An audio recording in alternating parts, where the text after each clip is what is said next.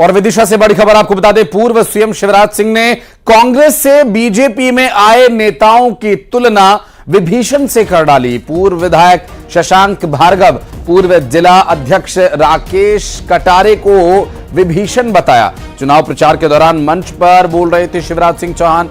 जैसे विभीषण को पता था कि रावण पर वार कहां करना है, वैसे ही शशांक भार्गव और राकेश कटारे को पता है कि विदिशा में कांग्रेस पर कहां वार करना है।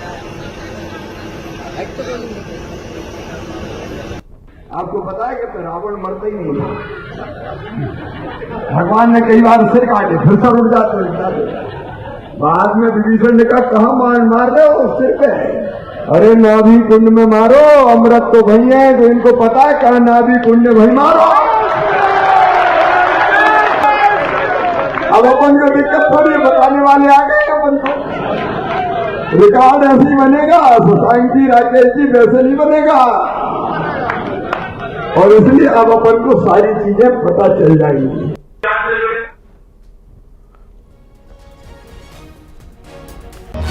बात करेंगे, हमारे सहयोगी शैलेंद्र भदौरिया इस वक्त हमारे साथ जुड़ गए हैं। शैलेंद्र, यूं तो विभीषण महात्मा थे, प्रभु के भक्त थे, लेकिन जब भी कहीं गद्दारी की या भाई से धोखेबाजी की बात आती है तो विभीषण का नाम लिया जाता है। तो ये बड़ा ही नेगेटिव कॉम्प्लीमेंट क्या समझा जाए इस पूरे मामले में, जिस तरह से शिवराज सिंह चौहान एड्रेस कर रहे थे मंच से?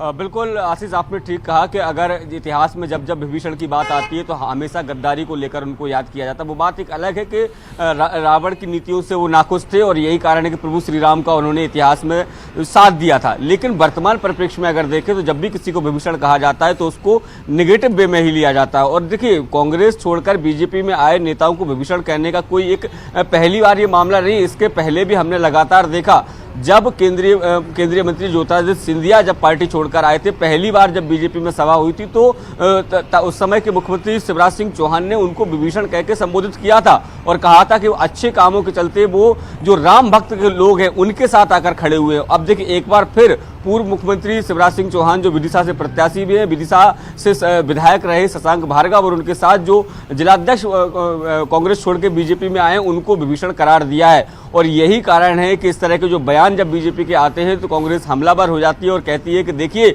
जिस पार्टी की नीति से प्रभावित होकर आप पार्टी में गए हैं, वहां आपकी जो हैसियत है वो किस तरह की गई है, किन उपमाओं से आपको अलंकृत किया जा रहा है। तो कहीं ना कहीं ये बैठे बैठाए कांग्रेस को ये मुद्दा देने वाली बात होती है। भले ही आप देखिए, आपके साथ आए हैं, आप कुछ और कहकर उन्हें संबोधित कर सकते हैं, लेकिन अक्सर ये देखने में आता है कि बीजेपी के जो बड़े नेता हैं, कांग्रेस छोड़कर जो लोग भी बीजेपी में शामिल होते हैं, उन्हें लगातार वो विभीषण करार देने में लगे रहते हैं। जी, राम पांडे जी हमारे साथ कांग्रेस पार्टी से जुड़ गए हैं। राम जी, बहुत स्वागत है आपका। यहाँ पर विभीषण और रावण का भी जिक्र हो रहा था, आपकी यहाँ पर बहुत आवश्यकता भी थी।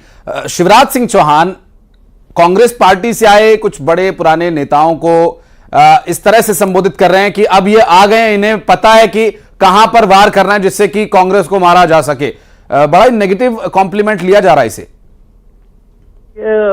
जो भी कांग्रेस से बीजेपी में जा रहे हैं या किसी भी पार्टी से बीजेपी में जा रहे हैं, उनको कुछ भी बोला जा सकता है, क्योंकि वो अपना आत्मसम्मान, आत्म स्वाभिमान सब गिराकर बीजेपी में जा रहे हैं। और केवल विभीषण ही नहीं, पता नहीं कूड़ा करकट और भी तमाम तरह की संज्ञाएं दी जाती हैं। अब कारण वो कुछ भी हो, लालच हो, डर हो, ईडी हो, सीबीआई हो, इनकम टैक्स हो, कुछ लोग वहां जाके गुमनामी की जिंदगी जी रहे हैं तो कुछ लोग केंद्रीय मंत्री और मुख्यमंत्री भी बन रहे हैं, लेकिन अपमान सबको सहना पड़ रहा है, चाहे वो कोई भी हो। और जो शिवराज जी जो कह रहे हैं, अब बोल तो सही रहे हैं। अब शिवराज जी जो मुख्यमंत्री बने थे दोबारा, वो ज्योतिरादित्य सिंधिया जी के कारण बने थे। और ज्योतिरादित्य सिंधिया जी को तो उन्होंने सीधे सीधे से मंच पर कहा था कि विभीषण आ गए। और जब ज्योतिरादित्य सिंधिया कांग्रेस में थे तब उनको गद्दार भी बोला था।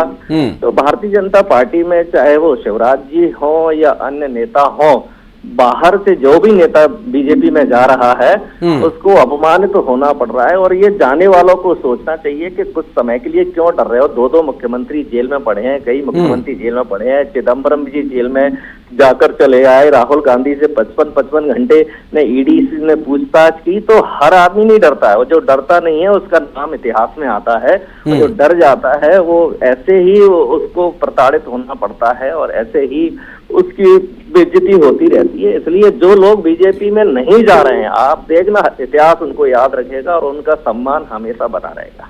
बहुत शुक्रिया राम पांडे जी आपका हमारे साथ जुड़ने के लिए, बातचीत करने के लिए।